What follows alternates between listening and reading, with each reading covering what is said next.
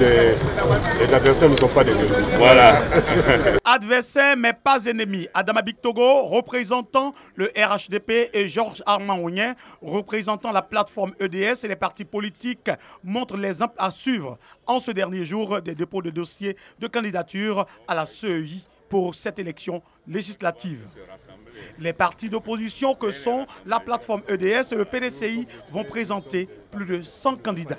Le PDCI, RDA et notre plateforme EDS, nous sommes associés, nous sommes unis dans le cadre de l'opposition et nous sommes venus ici déposer nos candidatures. Nous comptons aller justement pour prendre le Parlement. Le rôle du député est bien défini par la Constitution et donc c'est ce rôle-là qu'il faudra jouer. Notre loi fondamentale dit que l'Assemblée nationale vote la loi et consent l'impôt. Le député, comme vous le savez, le député, ce n'est pas un élu qui participe au développement. Il ne vote que les lois. Là, il faut être clair. Il ne faut pas aller mentir au peuple que je vais vous construire des routes. Non.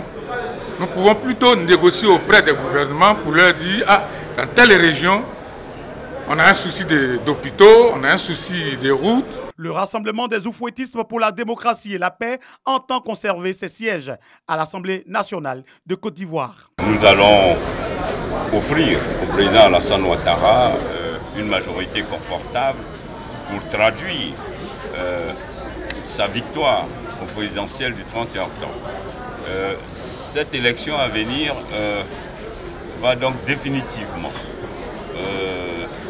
montrer que le RHDP est le plus grand parti, que le RHDP est réellement le parti qui rassemble.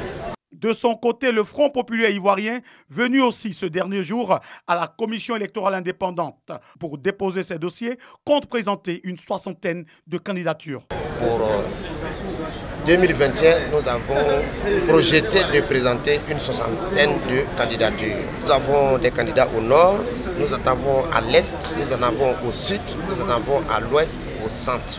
Tout est bien qui finit bien. Opposition et partis au pouvoir s'affronteront le 6 mars prochain dans l'optique d'avoir le contrôle de l'hémicycle.